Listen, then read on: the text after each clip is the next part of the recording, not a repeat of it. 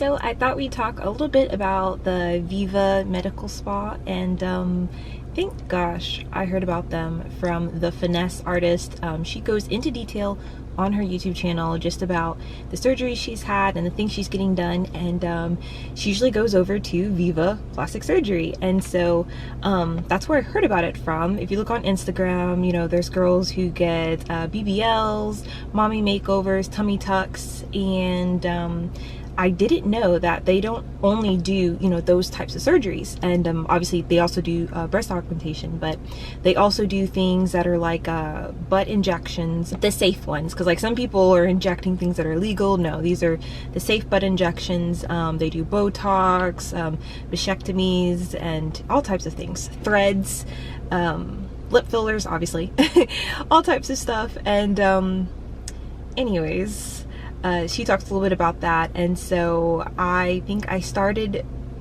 following the Viva Plastic Surgery Instagram page, and I did not know that they have a second page called the Viva Spa Medico on Instagram, and this is where you get like your Botox done, and you can even, I think you can still do the butt fillers there, and you know, small outpatient type treatments where you go in, you go home, you're not like going like under the knife, they're not sedating you and putting you to sleep and stuff like that.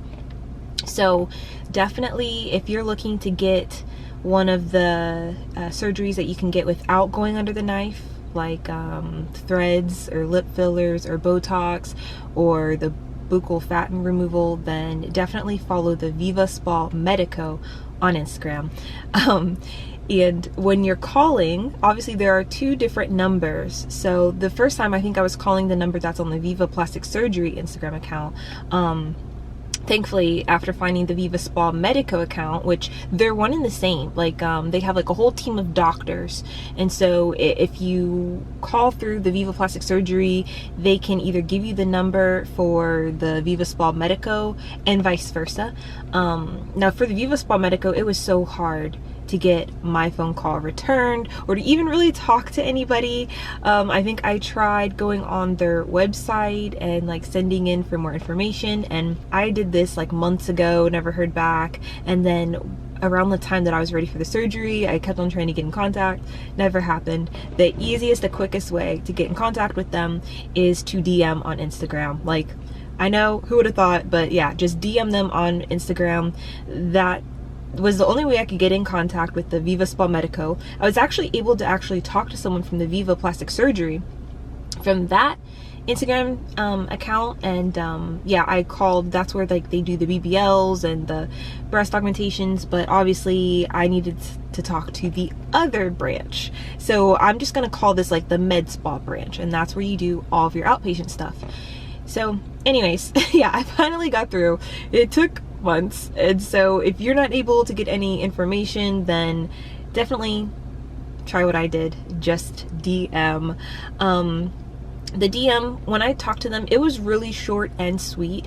I think I was trying to get, because they're doing like some crazy specials right now on the Viva Spa Medico. So some of the specials are like for Botox, some of them are for the butt injections, and so they have dates that you have to get the surgery done within, or I guess it's not really, they're not all surgery, but you know, you have to go claim it within that date and have it done within that date if you want the special price, which the prices are incredibly competitive. I mean, yeah, why not? So anyways, I think I wanted to make mine because I had to fly. I'm in Florida. They're in Tijuana, Mexico, which is literally like 15 minutes from the San Diego border. So I was told that I had to wait at least a week until the date that I wanted my procedure done to make my appointment. I don't know if they do the same for the girls who are going to the Viva Plastic Surgery, if they're going through that Instagram, like if they're getting like one of those serious surgeries done. I don't know if they also have to wait like a week out before making like their appointment, or if they're able to like book an appointment for like a month or 2 months in advance. But I just know for the outpatient stuff, they made me wait a week, and so basically I had to get back in touch with them.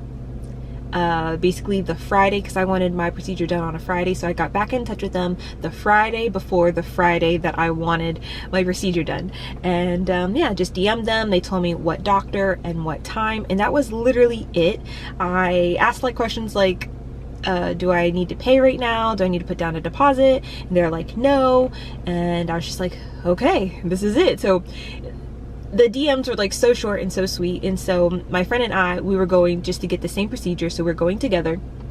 I'm so glad I went with someone, because even though I didn't have to be put under, like I didn't have to go under anesthesia or anything like that, like still it was pretty overwhelming just to navigate everything with the place being in Mexico. And that's what this video is going to be all about, so you guys know exactly what to expect if you're going to Tijuana to go get something done at Viva Plastic Surgery. Now, though getting in contact with people, there are different numbers and there's different Instagram pages. Basically, Viva Plastic Surgery is Viva Plastic Surgery.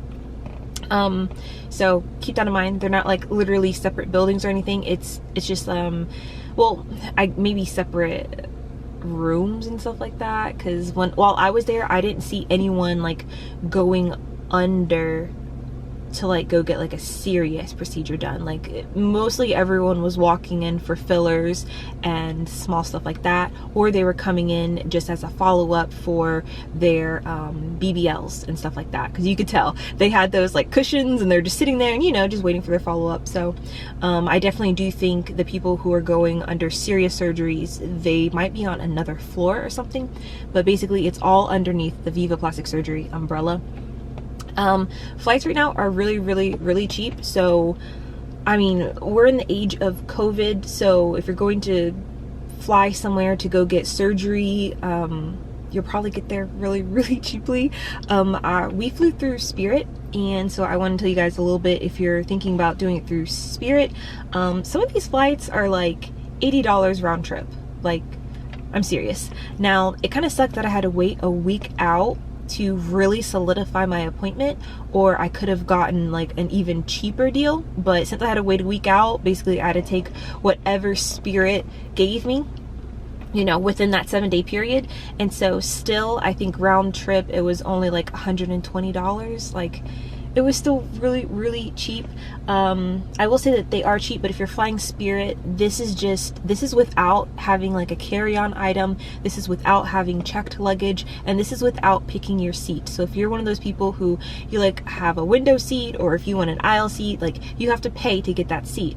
And if your flight has like, you know, a layover somewhere, then you have to also pay to get on the other plane and to get another seat. You know what I mean? So I wasn't interested in buying seats. I'm just like, no, give me whatever seat. Like, I want to keep it so cheap. So it is really cheap, because if you just take whatever they give you, then yeah, then you get the awesome price. But obviously, if you want to be picky, that's what's going to raise up the price right now. So anyways, personal items basically are purses or small backpacks. On the website, they have dimensions and things available, so you'll know just how big your backpack can be. I did a small backpack. Actually, it's the one that's sitting right next to me. Just this little Michael Kors, and I had everything that I needed. And I flew down to San Diego, I think like the day before, and so like on a Thursday or something, and then I had my surgery Friday, and then I flew back out Saturday. And so yeah, everything that I need for those 3 days fit perfectly in this little bag. At the time that you buy your ticket, they don't usually give you your seat. They'll just say, see attendant on like day of flight or something like that. Basically, as the day of your flight, if you have their app downloaded, that's when you'll finally see what seat you'll be in. And so you really don't have to talk to anybody. Also, download the app 100%. Do it the day before your trip or the day of your trip. You can check in on there. If you're just flying with your personal item, you never have to go check any bags, you don't see any attendant. You don't have to print out a boarding pass. You don't have to do anything. Everything that you need is on this app. Your boarding pass is on the app. Basically, what I did was within the Spirit app, if you have an iPhone as well, there's a thing where you can save it to your wallet. And so save it to your wallet 100%, because this is going to be your boarding pass. And then once you go through TSA, all you do is you scan it. So right here, well, actually, I think it saves it to your wallet, but it might say save pass. So it's either going to say save pass or save to your wallet. But yeah, it's going to be save pass. It's going to be in your wallet, and they're right there, all of your tickets. And yeah, you just click it. There's a QR code. That's what you'll scan when you're going through the TSA security checkpoint, and that's what you'll scan before you board your flight. And that's it. You don't really have to touch anything. I want to go through this why I'm being so thorough, so everyone knows what to do, just with, like, you know, the COVID updates. Like, I know most of you have probably flown before, but I just wanted to let you know what to expect. And if you're a little worried about touching things, and you know, there you go. I flew with my N95 mask, which, oh my gosh, it was like a 6 to 7 hour flight, and these things, they suck. But you know, the N95s are basically the only mask that 100% does not let things through. Now, if you're taking a drink and doing things like that, or trying to put on chapstick and stuff like that, obviously as soon as you take this off when you're on that plane or in the airport, I mean, if there are any COVID cooties, like, you're getting it. Like, that's just how it's gonna go. So if you literally keep this on for 6 hours, don't drink anything, don't put on any chapstick, and don't touch your face, like, you should be fine, whatever. But you don't absolutely need an N95. I just got lucky and a nurse friend gave me some. Most people just had different coverings. Some had those neck coverings that you pull up. I mean, just basically everyone has the covering on. You have to keep it on the entire flight. They still give snacks and drinks on the flight, and so that's the only time you're allowed to take your mask off, is while you're eating, and then they go around and just say, hey, please put it back on as soon as you're done. So there's that. I made notes so I remember everything. So if you're going to Viva Spa, you definitely want to fly into San Diego. I know some people were confused, like, should I fly into LA? No, don't fly into LA, don't fly into San Francisco. You want to fly into San Diego. That is the closest to Viva Spa. I think from there you have to go to the Mexican border. The Mexican border is literally a 15-minute Uber ride from the airport. So you're super, super close. If you want to get technically it is 30 minutes away from the airport if you want to go to the spa. But remember, since you are an American resident or citizen or whatever, you have to go through the customs first, and you have to show your passport. So if you want to go to Viva Spa, no matter who you are, to get into Mexico, you have to have your passport, unless you are a Mexican resident. And then if you are, then obviously you don't need that. But yeah, make sure you have your passport or your passport card, either or, before you go get this, before you go to Viva. Yeah, and in case you guys didn't know, yes, Viva is in Tijuana, Mexico. And let's continue. We got an Airbnb, and so basically I did my research. We stayed in Paradise Hills. I guess that's like a little area in San Diego. If I were to go back, I would probably either stay in Paradise Hills again, or maybe in Old Town. There's some hotels in Old Town, but yeah, we just got an Airbnb in Paradise Hills. It was literally 15 minutes away from the airport, and basically right in the middle where we needed to go. So we were super close to Viva, and we were super close to the airport. What else? Oh, for some of you guys who don't know, it's so funny. I used to live in California like 7 years ago, and I forgot this little piece of information. Most California homes do not have ACs. They open up their windows. Most of the windows have screens on them, but yeah, they open up the windows and they have fans, and that's what you use when you get warm. So if you're not comfortable with that, you can go get a hotel. I mean, hotels are generally more expensive,